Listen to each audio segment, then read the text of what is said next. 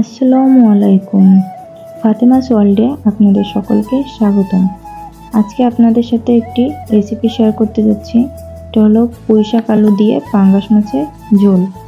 অনেকেই পাঙ্গাস মাছ খেতে পছন্দ করে না বা এটা থেকে গন্ধ পায়।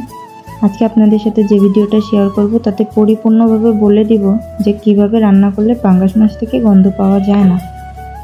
এখন প্রথমে নিয়ে নিলাম পেঁয়াজ, এটা পরিমাণ মতো নিতে হবে, শাক এবং মাছের পরিমাণ মতো। এরপর নিয়ে নিয়েছি কাঁচা ঝাল বাটা, এটাও আপনারা যে যেমন ঝাল খেতে পছন্দ করেন সেই ঝালের পরিমাণ মতোই নেবেন। এরপরে আমি পাঙ্গাস মাছগুলো পিচ করে কেটে সুন্দর করে পরিষ্কার করে নিয়েছি। এটাকে কিছুক্ষণ লবণ দিয়ে আমি মেখে রেখেছিলাম যেন ওর লোদটা কেটে যায় আর গন্ধটাও কিছুটা চলে যায়। একটু সাদা করে ডলে পরিষ্কার করেও নিয়েছি।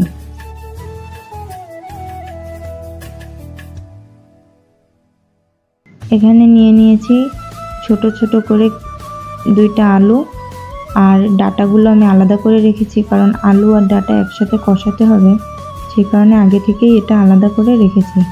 এবার নিয়েছি প্রয়োজনীয় যেটা সব থেকে, সেটা হলো পুঁই শাক।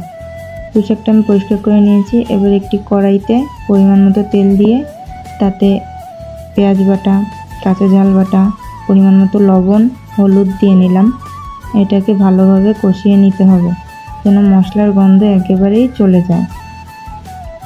কষানো হয়ে গেলে মাছগুলো দিয়ে দিতে হবে এবং মাছগুলো সুন্দর করে কিছুক্ষণ কষিয়ে ভালোভাবে রান্না করে নিতে হবে। একটু পানি দিয়ে নিতে হবে মশলা মাখানোর পরে। এরপরে এটা কিছু সময়ের জন্য ঢেকে রাখতে হবে। কিছুক্ষণ পর তুলে দেখা যাবে যে মাছগুলো প্রায় অর্ধেক পরিমাণ রান্না হয়ে গেছে। এবার এটাকে একটি আলাদা পাত্রে উঠিয়ে রাখতে হবে কারণ এর ভিতর শাক দিলে মাছগুলো ভেঙে যেতে পারে, এই জন্য। এবার দিয়ে দিলাম সেই মশলার ভিতর কেটে রাখা আলু আর পুঁই শাক এর ডাঁটা। পুঁই শাকের ডাঁটা আর আলু একসাথে কষিয়ে কিছুক্ষণ ঢাকনা দিয়ে ঢেকে রাখতে হবে আধা সিদ্ধ করার জন্য। এবার কিছুক্ষণ পর ঢাকনাটা তুলে যখন মশলা শুকিয়ে আসবে কিছুটা, তখন এর ভিতর পুঁই শাক দিয়ে আবার ঢাকনা দিতে হবে। এবার পুঁই শাকের যে পানিটা ছাড়বে সেটা দিয়েই আপনার পুঁই শাকটা নরম হয়ে রান্না হয়ে যাবে কিছুটা আর মশলার সাথে মিশে যাবে।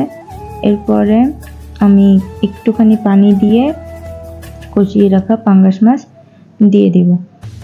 এরপরে কিছুক্ষণ নাড়াচাড়া করে এর ভিতর ঝোলের জন্য যে পানিটা প্রয়োজন সেই পানিটা দিয়ে দেবো। আপনারা যে যেমন ঝোল খেতে পছন্দ করেন সেই পরিমাণ পানি দিবেন।